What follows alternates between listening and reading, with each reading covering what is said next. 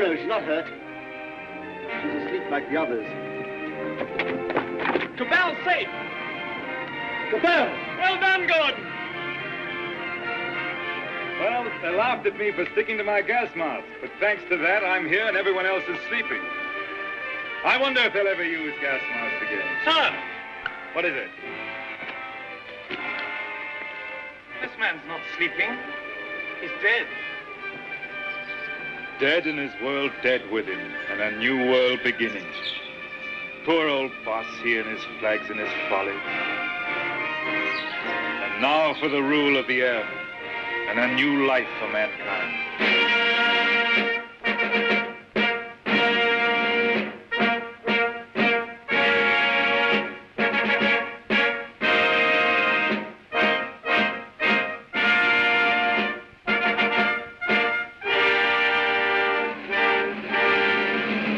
Our job is only beginning. For now, we have to put the world in order. It will be a long and complicated struggle. But we have the unity of a common order and a common knowledge. This is how I conceive our plan of operations. First, a roundup of brigands, that last dismal vestige of ancient predatory soldiery, the last would-be conquerors. Then settle, organize, advance, this zone, then that. And at last, wings over the world, and the new world begins. Do you realize the immense task we shall undertake when we set ourselves to an active and aggressive peace? When we direct our energies to tear out the wealth of this planet and exploit all these giant possibilities of science that have been squandered hitherto upon war and senseless competition. We shall excavate the eternal hills. We shall make such use of the treasures of sky and sea and earth as men have never dreamt of hitherto. I would that I could see our children's children in this world we shall win for them. But in them and through them, we shall live again.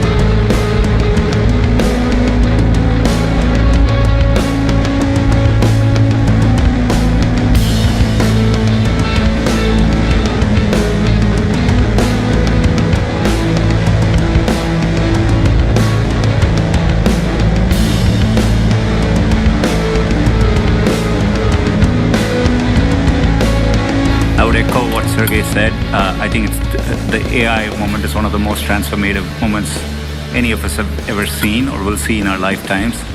So making sure the US is at the forefront, and I think your administration is investing a lot. Already the AI action plan under your leadership, I think, is a great start, and we look forward to working together, and thanks for your leadership. Great job you're doing. Incredible, really, job. Lisa, how about you? Well, Mr. President, it's such an honor to be here, and the incredible work that your administration has done to support the semiconductor industry. You know, we're building the brains behind all of the wonderful AI that's being built here. And I think the amount of acceleration that we've seen just in the few short months that the administration has been in place is really, we're so grateful for that support. And we had a wonderful event this afternoon with the First Lady's support of the AI education plan. So I think the main message is we are all in to make sure that America wins the AI race, and it's an honor to be here. And one of the things that I think has made this industry unique is not only the innovation, but it's the market access that you have obviously championed for us all over the world, and also the trust the world has on American technology. I think that everything that you're doing in terms of setting in place the platform where the rest of the world can not only use our technology but trust our technology more than any other alternative is perhaps the most important issue. And you and your policies are really helping a lot. So thank you very much. And also I wanted to thank Madam First Lady for hosting what I think is perhaps the most defining issue, which is about skilling and economic opportunity that comes with AI. And so I deeply appreciate your leadership there. Well, I'm in the second phase of my career, giving away all the wonderful money that Satya's good work has helped multiply a lot. But I think the thing that ties my first career that I still spend some time on because AI is so phenomenal, and my second career is innovation, innovating in health in areas like vaccines or gene editing, and the President and I are talking about taking American innovation to the next level to cure and even eradicate some of these diseases. He mentioned polio, which is one that we're close. We don't need new science on that one. For some like HIV and sickle cell, we do need new science, but the U.S. Has the seeds that in the same way that Warp Speed took those seeds and put them together, I think something fantastic can be done. AI for our foundation is that we want a doctor for everyone in Africa through AI. We want farmers to have incredible advice and kids to have a chance to learn. So the work being done by the people at this table is changing the world. It's coming fast, so it's great. We all get together and talk about how the U.S. can lead in this key area and apply it even to the poorest outside the U.S. as well as to our great citizens. So thank you for incredible leadership, including getting this group together. Thank you, Bill. That is very nice. Every one of these advancements is powered by AI. The robots are here. Our future is no longer science fiction.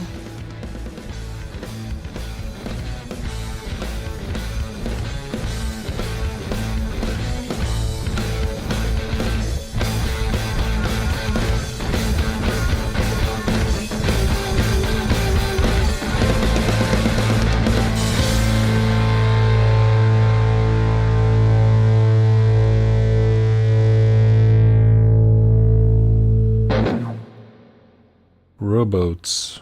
The rowboats are here.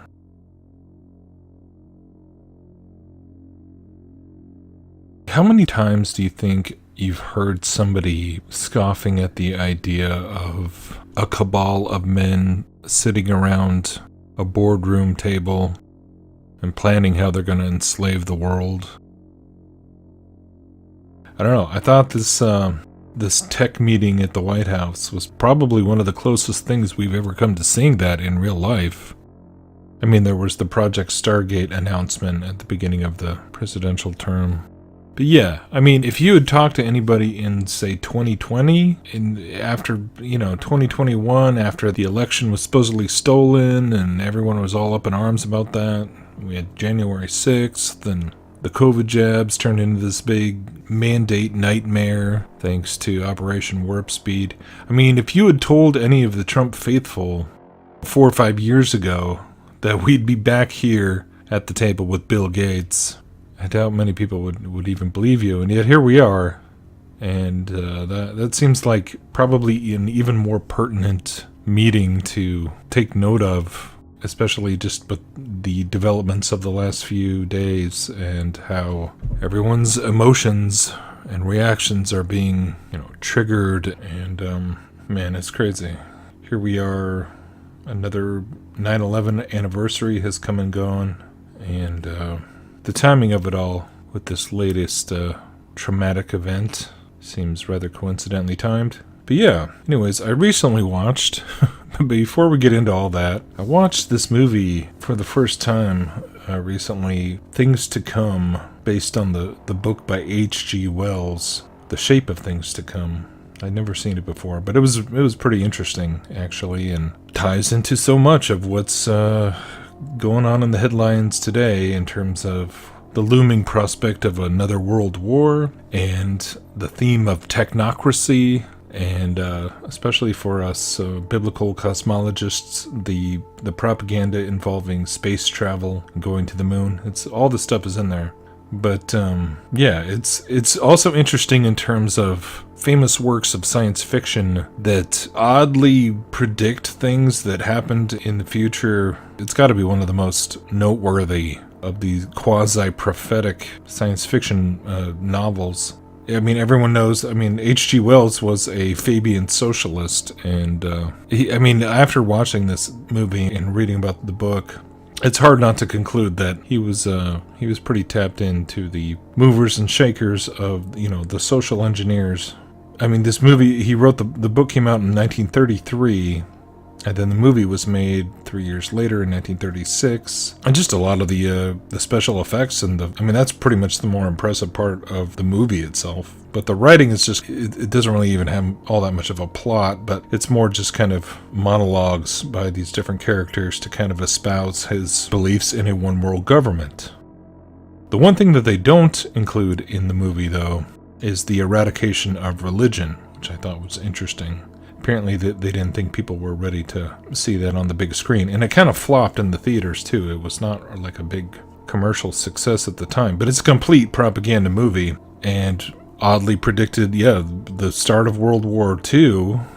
In the book, it starts in 1940. And of course, in 1939 is when it really kicked off. And had the concept of aerial bombardment of cities that had never really happened in warfare from bomber planes like it did in World War II. It even showed a helicopter before helicopters were invented.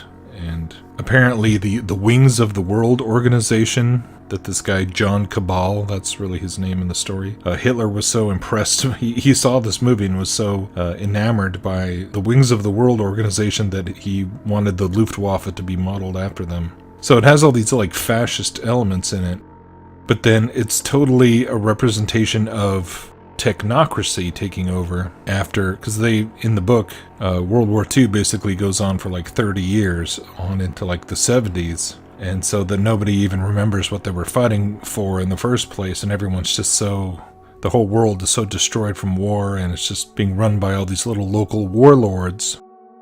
And then the Wings of the World, with their, advanced technology, swoop in and subdue the warlords and restore order. And so this guy John Cabal is kind of the first one to show up in every town, which is basically a depiction of London. And he's part of this fraternal order, basically, of technocrats called Wings of the World. And this was an interesting little clip. So that's the sort of man your boss is. Not an unusual type. Everywhere we find these little semi-military upstarts robbing and fighting. That's what endless warfare has led to. Brigandage. What else could happen?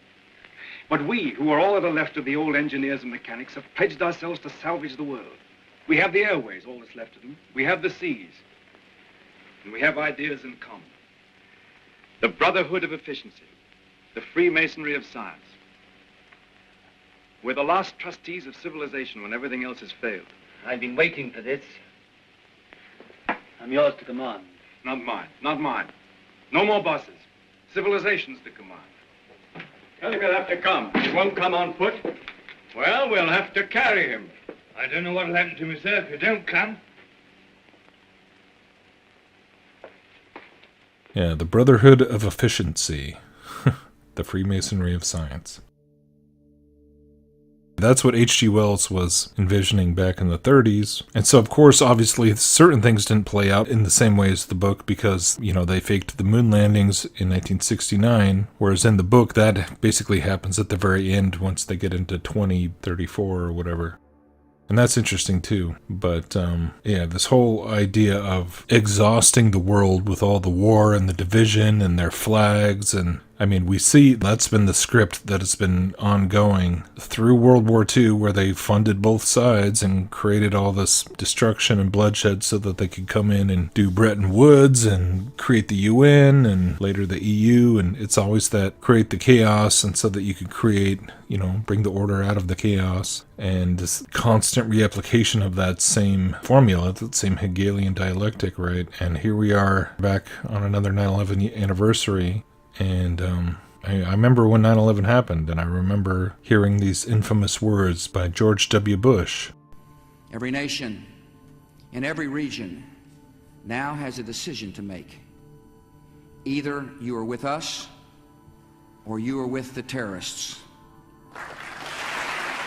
And then around a decade later, learning about Building 7 and finally looking at the footage again because of the internet and realizing that, there's no way this was done by a bunch of Saudis whose passports survived the explosion and landed on the sidewalk and all that nonsense. But the realization was that, yes, somehow, at some point, the demonization of the terrorists would switch from being over there, in the deserts of Iraq and Afghanistan, and eventually would come home. I mean, that's what the Patriot Act was clearly designed to do. And, we've known this for almost a quarter of a century now, what the game plan for all this was ultimately.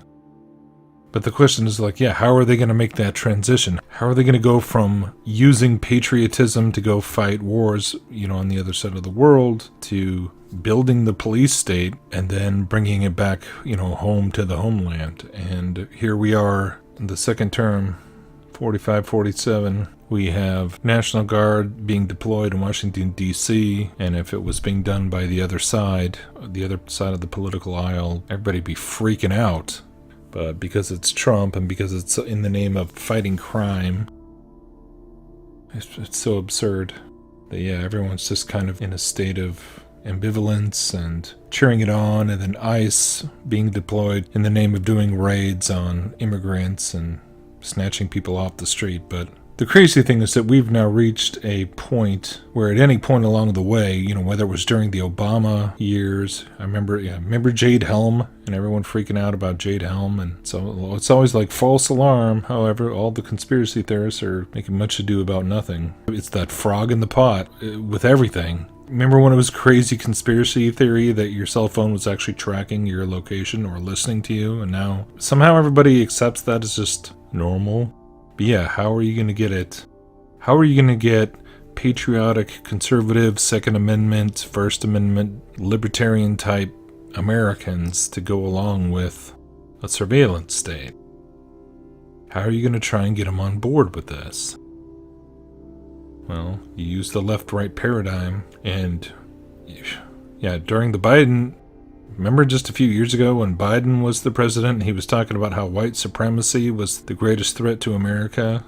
We had that crazy, creepy press conference with the red background, and it was like the most fascist thing you'd ever seen. And so the pendulum was swinging one way, and now the pendulum is swinging the other way. And when one side's calling out the unconstitutional actions, then the other side calls them crazy, tells them to shut up, and we just get played off each other over and over again, back and forth.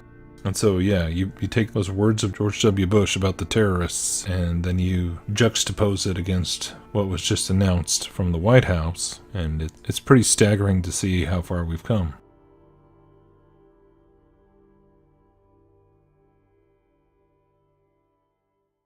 To my great fellow Americans, I am filled with grief and anger at the heinous assassination of Charlie Kirk on a college campus in Utah. Charlie inspired millions, and tonight, all who knew him and loved him are united in shock and horror. Charlie was a patriot who devoted his life to the cause of open debate and the country that he loved so much, the United States of America. He fought for liberty, democracy, justice, and the American people. He's a martyr for truth and freedom, and there's never been anyone who was so respected by youth. Charlie was also a man of deep faith. And we take comfort in the knowledge that he is now at peace with God in heaven. We ask God to watch over them in this terrible hour of heartache and pain. This is a dark moment for America. For years, those on the radical left have compared wonderful Americans like Charlie to Nazis and the world's worst mass murderers and criminals. This kind of rhetoric is directly responsible for the terrorism that we're seeing in our country today. And it must stop right now. My administration will find each and every one of those who contributed to this atrocity and to other political violence, including the organizations that fund it and support it, as well as those who go after our judges, law enforcement officials, and everyone else who brings order to our country. From the attack on my life in Butler, Pennsylvania last year, which killed a husband and father, to the attacks on ICE agents, to the vicious murder of a healthcare executive in the streets of New York, to the shooting of House Majority Leader Steve Scalise and 3 others, radical left political violence has hurt too many innocent people and taken too many lives. Tonight I ask all Americans to commit themselves to the American values for which Charlie Kirk lived and died. The values of free speech, citizenship, the rule of law, and the patriotic devotion and love of God. Charlie was the best of America, and the monster who attacked him was attacking our whole country. Attacking our whole country. Attacking our whole country. Attacking our whole country. Attacking our whole country. Attacking our whole country. Attacking our whole country. I want to take a minute and talk to you about something serious that I've been working on behind the scenes. I'm building something called Gideon, or in Hebrew we call it Gidon. This is the first real-time AI-powered threat detection system for law enforcement and schools. It's a system that scans the open web, social media, Reddit, Discord, gaming chats, and flags real behavioral signals before someone picks up a rifle and walks into a school. We're talking grievance buildup, martyrdom language, tactical planning. These are the same patterns that I've been seeing for years before every major attack. Now flagged before it happens. I think that's an understatement. I think this is a hate crime and a lot more. And I appreciate that Kash Patel is stepping in and saying, you know what, let's look at this as a federal crime. Obviously, the shooter is deceased, a self-inflicted gunshot wound. But it is so important that the FBI steps in and discovers how this happened and investigates it as a hate crime or possible domestic terrorism. Yeah, it's amazing to me because I want to put this up. The Minneapolis police chief, he gave a couple of news conferences today, Aaron Cohen, and some pretty compelling information along the way. He said the following here. I want to get your take on this. We're also aware of a manifesto that the shooter had timed to be released on YouTube. This manifesto appeared to show him at the scene and included some disturbing writings. That content has since been taken down with the assistance of the FBI, and it now remains under active review by our investigators. Investigators identified an individual as the roommate of Robinson. Investigators interviewed that roommate, who stated that his roommate, referring to Robinson, made a joke on Discord. Investigators asked if he would show them the messages on Discord. He opened it and showed several messages to investigators and allowed investigators to take photos of the screen as each message was shown by Robinson's roommate. These photos consisted of various messages, including content of messages between the phone contact named Tyler with an emoji icon and Robinson's roommate's device. The content of these messages included messages affiliated with the contact Tyler, stating a need to retrieve a rifle from a drop point, leaving the rifle in a bush, messages related to visually watching the area where a rifle was left, and a message referring to having left the rifle wrapped in a towel.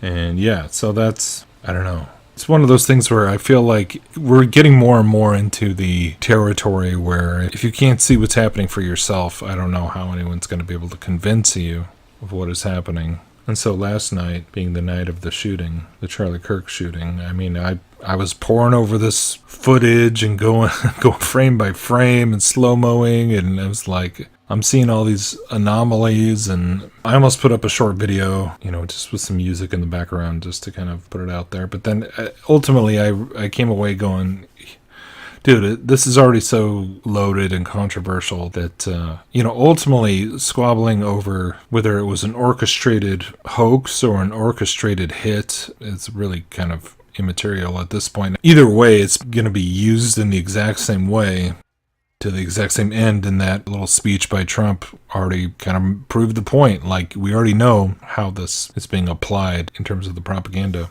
trying to get the conservatives on board. It's, the same thing that's already been happening with the Catholic shooter thing just right before that, and then, this guy who's on Fox News talking about his Gideon software, his ex-IDF or whatever. And yeah, that's like a big angle that they're going to try and get a lot of people to fixate on. As if Israel and America are like these two separate entities and one is really manipulating the other. I feel like if you're still kind of caught in that false paradigm, that false dichotomy, that false Hegelian thing, then yeah, I don't know what to tell them either, because yeah, this whole idea that countries are even really jostling and competing with each other at all is kind of one of the biggest, that's what all this theater is about. Which is what is so crazy when you go back to H.G. Wells and World War II, and you understand, the banking and corporate interests that were involved in all of that, and, building up all the different sides and creating the whole Cold War narrative that immediately followed, and, wars and rumors of wars. And it's weird because it's like, yeah, okay, I'm not trying to say that Trump is the Antichrist, but I think at this point it's pretty safe to say that he's an Antichrist. I mean, Bill Gates is pretty much an Antichrist in my view. Everything that he's been a part of and accepting all this praise as a philanthropist. I mean, do you think Bill Gates has probably killed more people than Hitler at this point? Maybe not in a bloody, gory, public execution style type way, but almost in a more sinister way of, we're saving all the poor people in Africa. So yeah, it's like, as much as people want to go like, I don't know, I'm not trying to pass judgment on whether Charlie Kirk, some people say he was a Christian, and some people say he was a Freemason, and some days I'm just relieved that it's like, yeah, I don't have to worry about figuring out every last dude who's in the mainstream / alternative media space and trying to figure out if Tucker Carlson's legit or Charlie Kirk, or because they profess. I mean, yeah, great. Tucker's coming out with the 9/11 series now. Like, okay, I don't know. I feel pretty jaded a lot of the time. I feel pretty cynical these days with a lot of stuff. So I'm not trying to say I know whether, God knows. Nobody's going to fool God, right? But yeah, regardless of whether it was some sort of like thing that he was part of, it looks like CGI when I look at the dot moving across his neck to me. That's the weirdest part. What is this dot? And people go like, how could they fake that with, all these different camera angles and all these different... Have you seen AI? There's definitely these weird dudes making hand signals. They're standing kind of close. So you either have a lot of confidence in the shooter, or there is no shooter and it's sound effect. You guys already know what I think about the Trump fake assassination. So it's like everything's on the table. At the same time, they're not against killing somebody in cold blood or killing millions of people, and that's the whole point. And so yeah, I'm not trying to get sucked into arguing over Kirk himself, but Trump and Bill Gates, I think at this point, we know what their agenda is. They have sold their souls to Satan. Yeah, it's weird. I was watching this Things to Come movie and The Wings of the World, and thinking about the Luftwaffe and the Nazis and Operation Paperclip and von Braun come to join NASA. And then it's like, yeah, here we are. It's so weird, dude. Here we are in 2025, and Trump is moving the Space Force headquarters back to Huntsville, where the original batch of space Nazis was stationed there in Alabama. It's so crazy. The more you know about, like, our history, it's still crazy to even think about NASA being run by Nazis who, yeah, totally used slave labor in Barramundi. But supposedly von Braun, all he really wanted to do was go to the stars. He never wanted to, like, bomb London with the V2 rocket. He really wanted to go to space. But remember when they shot a V2 rocket and hit the moon? Remember when the Russians did that? Oh yeah, they kind of memory hold that. I love telling people that story. That they bullseyed the moon with the V2 rocket, and people think you're just like making stuff up. I'm not the one making stuff up, but they are. They've been retconning the scripts over and over and over again. But I don't know, dude. All this stuff with Europe, and it really does feel like they're trying to push us to another world war. Like, the more I listen to, stuff on No Agenda and hear all these different clips going on with NATO and Queen Ursula, that Dutch Prime Minister guy, they're all on board for going another round to just bomb the current. But then at the same time, you have all this weird programming that, like, everyone remembers that Civil War movie that came out, the Obama movie, right? Wasn't that on Netflix? I never saw it, but predictive programming, dude. It's a real thing, and it's been going on for a long time. Pretty much ever since movies were invented, it's been predictive programming. That's what's crazy, is that's what movies have always been. And television and all this stuff. Yeah, so at the end of Things to Come, so they've already created their like utopia on Earth, but then there's this guy, the sculptor artist guy, who's like, why do we have to keep sacrificing ourselves for the sake of progress? Why can't we just stop and be happy and be content? And he's sort of like the villain. He's portrayed as like the terrorist, and he starts this uprising to try and go destroy the space gun. Which the space gun is how they're going to shoot a projectile, basically a rocket to the moon. And then Cabal's grandson is like the leader of this new utopian society, and his daughter volunteers to go in the rocket with this other guy. And so the mob wants to stop them from sacrificing their children to the space gun. It was pretty interesting because it's like a retro-futuristic depiction of sacrificing your, the maiden to the volcano or to the gods, except it's like the name of science and progress. And so they hop in the helicopter and fly there to try and fire the space gun before the mob can go destroy it. And yeah, some of these sets and shots were like amazing for 1936. But so that's the big like climax of the movie, and then they fire the thing, and then the grandson Cabal gives this speech at the end where it's like, the universe or nothing.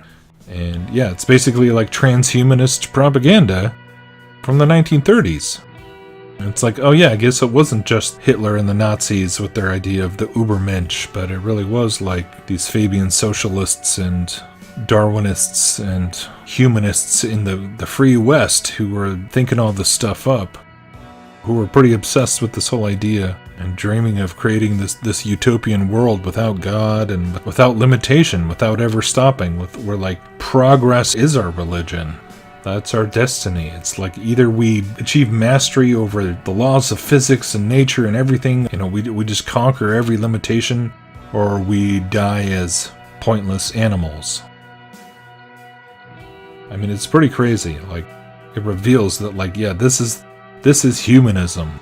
This is the idolatry of man. And this is the same thing that all these, like, Elon Musk and Peter Thiel and Sam Altman and all these guys are openly deluded into. And here's our government totally on board with it. Larry Ellison, oh yeah, AI is going to cure cancer. And Bill Gates talking about how we're going to have a doctor for every kid in Africa.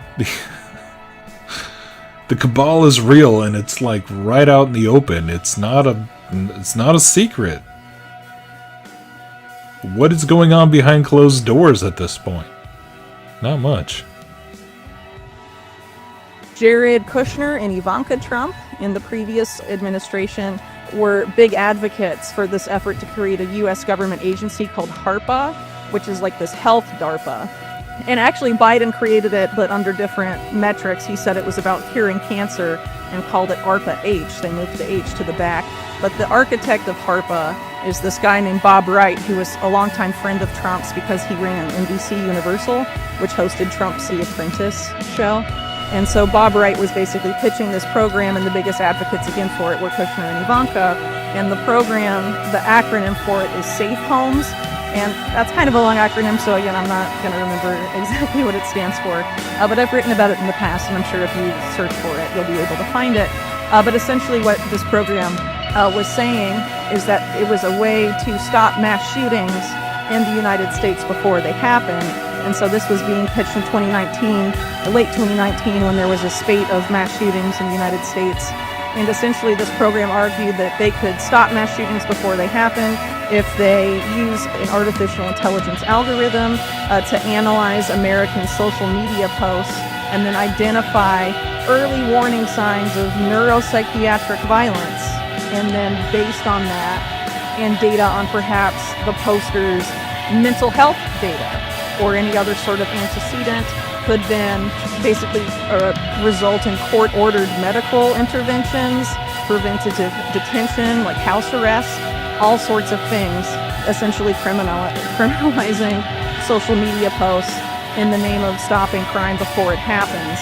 So this is definitely something that has been considered by government for some time, and it's definitely something I would argue the infrastructure for it has been advanced in a bipartisan way by Republican and Democratic administrations alike. It's definitely, in my opinion, a long-standing national security agenda that is, if not openly, bipartisanly supported. It is so, at least privately, because you can see that through the policy actions of really every administration since 9/11.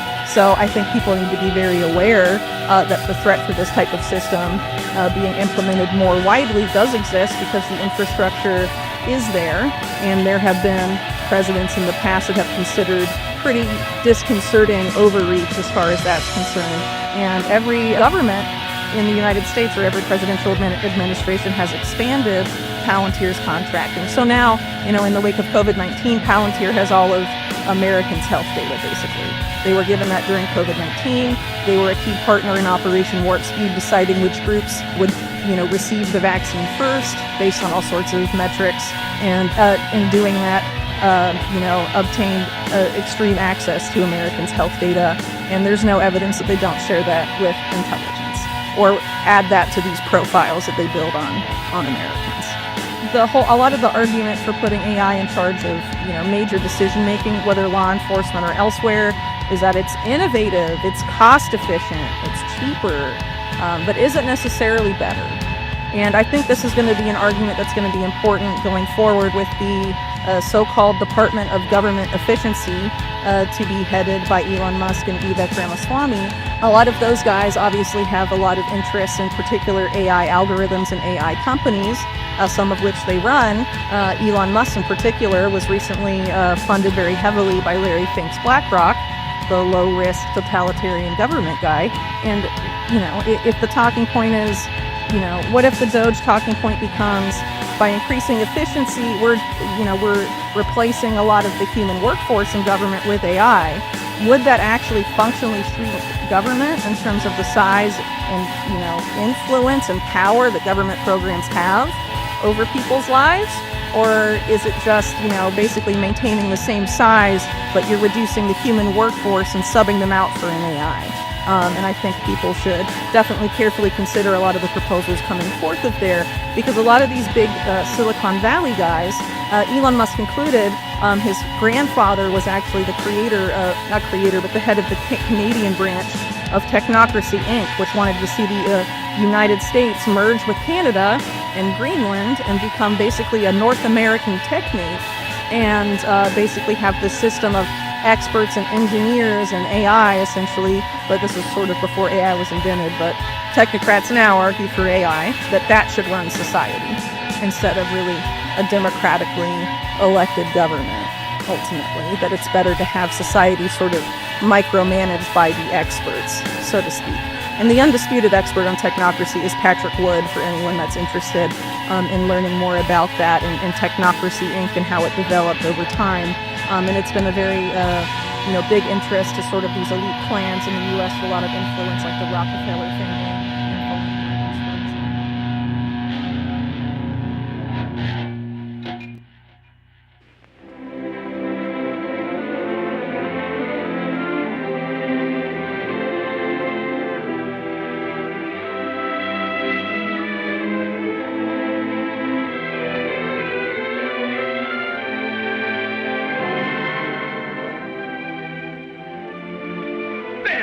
There they go.